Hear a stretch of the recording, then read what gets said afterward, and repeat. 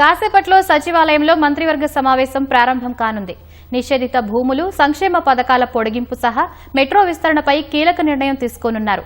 మరింత సమాచారం మా ప్రతినిధి నాగేశ్వరాచారిని అడిగి తెలుసుకుందాం. నాగేశ్వరాచారి, చెప్పండి, మంత్రివర్గ సమావేశానికి సంబంధించి వివరాలేంటి? ఈ రోజు ముఖ్యమంత్రి అధ్యక్షతన జరిగిన కేబినెట్ సమావేశంలో కీలకమైన నిర్ణయాలు చర్చించే అవకాశం ఉంది. ప్రధానంగా రాష్ట్రంలో ఇటీవల వివాదాస్పదంగా మారిన భూముల నిషేధిత జాబితా పైన ప్రధానంగా చర్చ జరిగే అవకాశం ఉంది. దీనిపైన ఇప్పటికే మంత్రి అదేవిధంగా ముఖ్యమంత్రి కూడా స్పష్టత ఇచ్చారు. దీన్ని ఖచ్చితంగా పరిష్కరిస్తామని.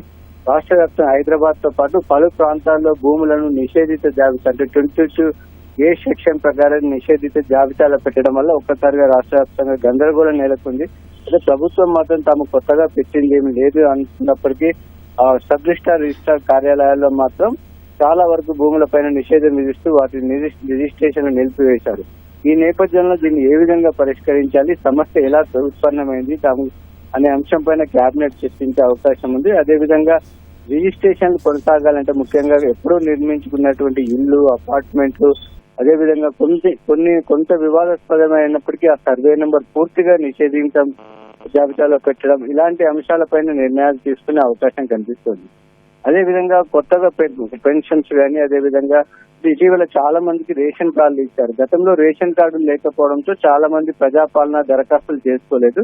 అయితే ఇప్పుడు కొత్తగా రేషన్ కార్డులు ఇచ్చిన వారందరికీ కూడా 500 రూపాయలకు గ్యాస్ సిలిండర్, అదేవిధంగా 200 యూనిట్ల వరకు ఉచిత విద్యుత్, ఇలాంటి పథకాలన్నింటినీ కూడా అమలు చేయడానికి కేబినెట్ ఈ రోజు నిర్ణయం తీసుకునే అవకాశం ఉంది. అంటే రేపు ఎల్లుండి వాళ్ళు సంక్షేమ పథకాలను అమలు చేసే కార్యక్రమాలు వీటిని కూడా ప్రకటించే అవకాశం ఉంది. అదేవిధంగా కొత్త పెన్షన్ల మంజూరు పైన కూడా అదేవిధంగా స్మార్ట్ రేషన్ కార్డుల జారీ, వీటన్నిటిపైన నిర్ణయం తీసుకుని వాటిపైన అధికారులకు దిశానిర్దేశం చేసే అవకాశం ఉంది. అదేవిధంగా హిల్స్ పాలసీకి సంబంధించి దానికి గడువు పొడిగించడం, అదేవిధంగా నిబంధనలు కొన్ని కూడా సడలించాలని ప్రభుత్వం ఆలోచిస్తుంది. వాటిపైన కూడా చర్చించే అవకాశం ఉంది.